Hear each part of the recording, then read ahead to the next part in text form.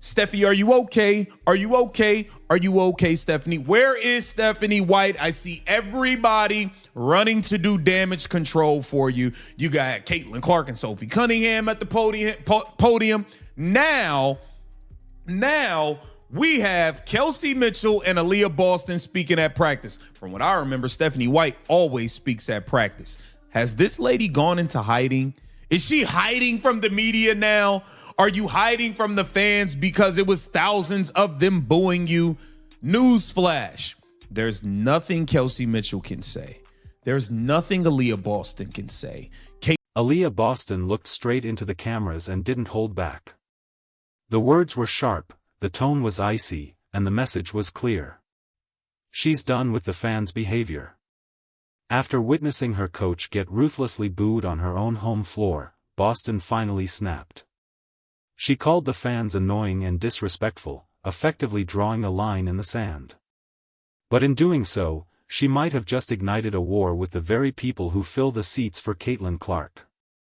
The crowd wasn't just making noise, they were sending a message to a coaching staff they feel has failed their superstar. Now, the locker room is divided, and the tension is reaching a breaking point that no one expected this early in the season.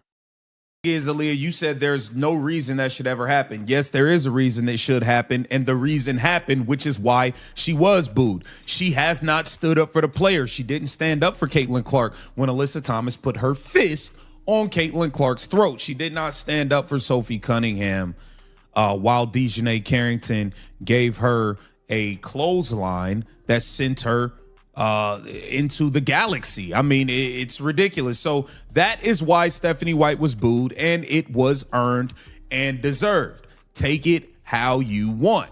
Kelsey Mitchell also, Kelsey Mitchell. The atmosphere inside the arena turned toxic the moment Stephanie White's name was announced. Thousands of fans erupted in a chorus of boos that drowned out the PA system.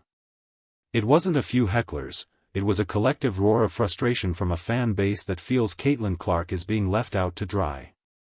For months, the narrative has been building that the coaching staff isn't doing enough to protect their generational talent. When the boos rained down, it wasn't just about one game, it was about a perceived betrayal of the franchise's future.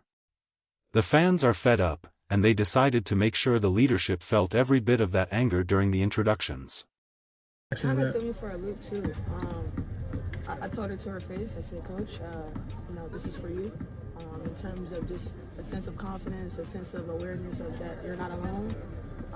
And if anybody know me, it's like I don't play that. So it's like it really hurt my feelings to see her kind of like have emotions in terms of like not feeling valued and not feeling wanted in a place where she has to coach.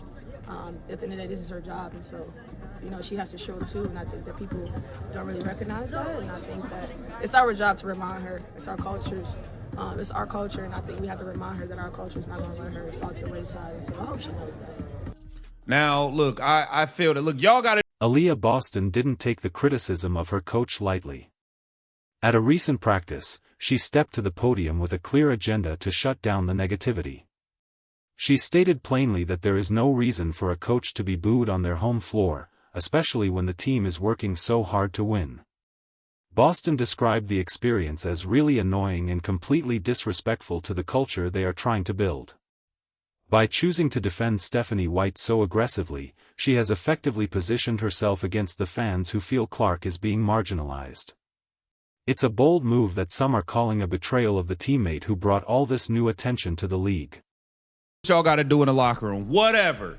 But from a fan's perspective, the fans are fed up.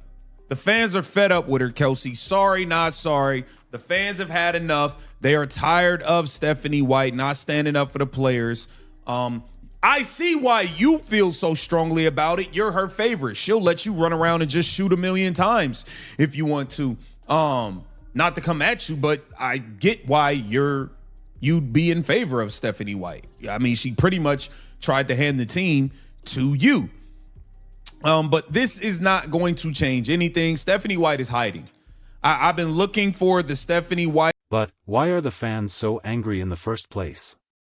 The root of the problem goes back to multiple instances where Caitlin Clark was physically targeted on the court without any retaliation or vocal defense from her coach.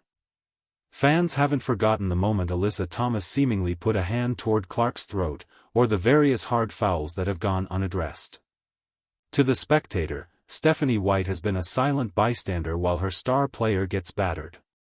They wanted a leader who would catch a technical, or jump to the podium to demand respect. Instead, they got silence. And that silence has now transformed into a loud, vibrating protest every time the coach steps onto the hardwood.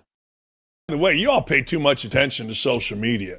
You do. You're being scrutinized. You're being scrutinized like a professional sports league. Period. I mean, you're not even close to the level of where like Aaron Rodgers or Pat Mahomes or Travis Kelce is. You're being scrutinized. And you all have fallen under the weight. You've collapsed under the weight. Now, look, everything that has come to the WNBA here is because of Caitlin Clark. There was no scrutiny of the Indiana Fever. You know, Sophie Cunningham said, hey, look. Intensified when it was revealed that Stephanie White has allegedly gone into hiding from the media.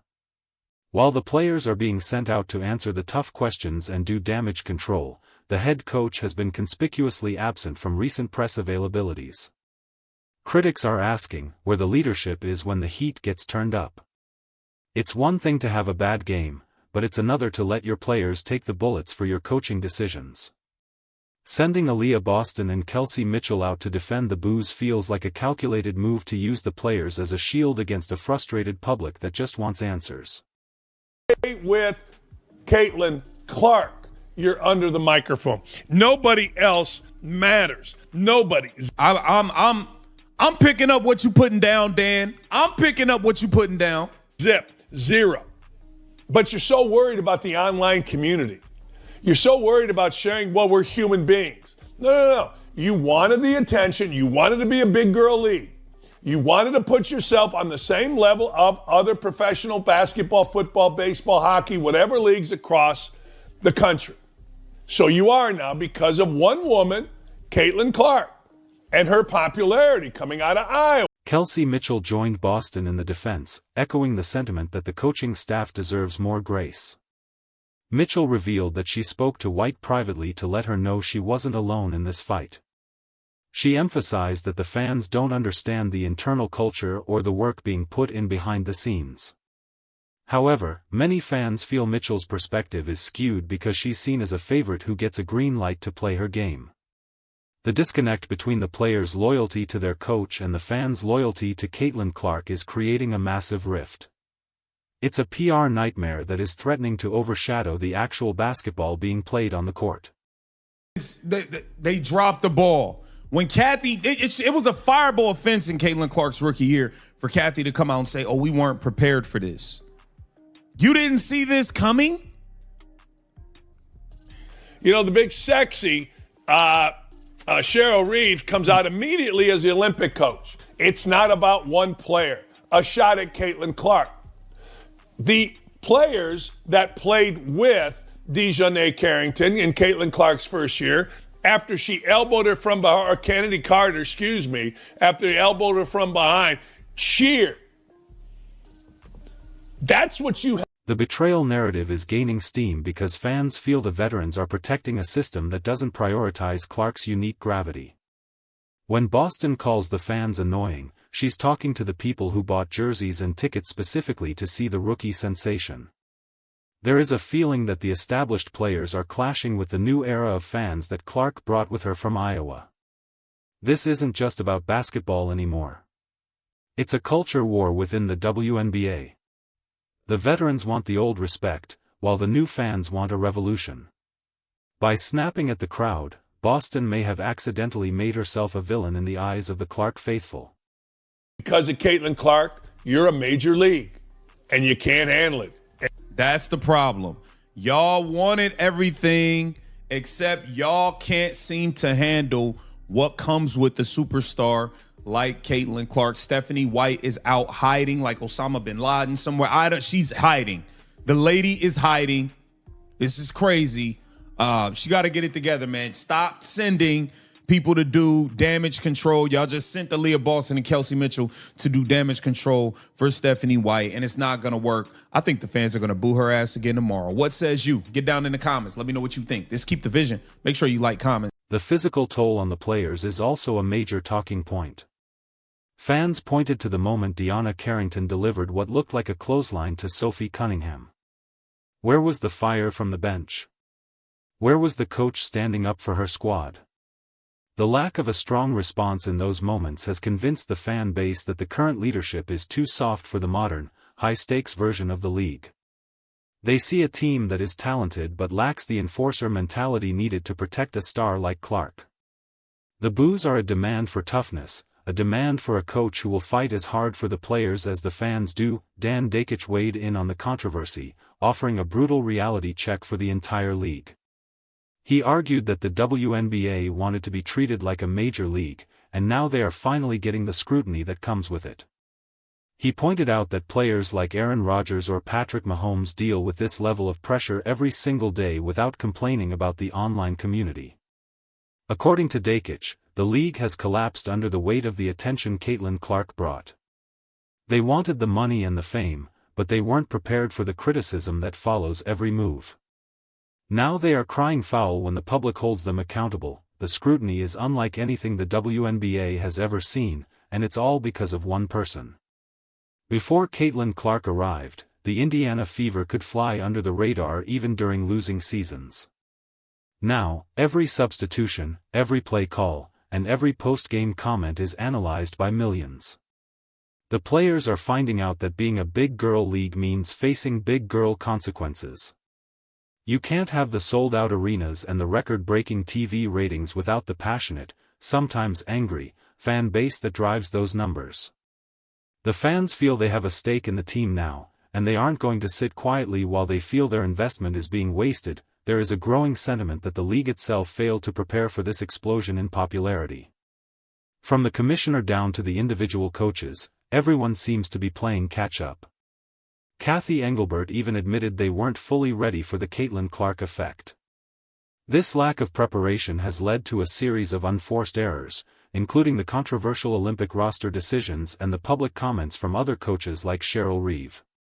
When the league's own leadership seems to be taking shots at its biggest draw, it creates a permission structure for fans to be hostile toward anyone they perceive as an obstacle to Clark's success. Aliyah Boston's comments have only added fuel to the fire. By labeling the fan reaction as disrespectful, she's essentially telling the customers they are wrong for how they feel. In any other professional sport, a player attacking the home fans for booing a struggling coach usually backfires spectacularly. It creates an us-against-them mentality that can ruin a season. Boston is a leader on this team, and her words carry weight, but she might have underestimated how deep the resentment runs. The fans don't hate the players, they hate the way the players are being managed, and they want someone to take responsibility for the lack of protection. The comparison of Stephanie White's absence to a high-profile disappearance is becoming a meme among the fan base. People are searching for sound bites and interviews, only to find the coach tucked away while her stars handle the heat. This perceived cowardice is making the situation 10 times worse. If the coach won't stand up for herself or her players, why should the fans support her? The optics of a veteran player like Boston having to save her coach from the media is embarrassing for the organization. It suggests a lack of internal strength and a coaching staff that is rattled by the sudden intensity of the spotlight. Inside the locker room, the culture that Kelsey Mitchell mentioned is being tested like never before. It's easy to have a strong culture when no one is watching, but it's a different story when you're under a microscope. The players are trying to maintain a sense of unity, but the external pressure is starting to create cracks. If the veterans continue to push back against the fans who support Clark, it could lead to an internal divide. Clark herself has been professional throughout the chaos, but she's caught in the middle of a battle between her teammates and her most loyal supporters.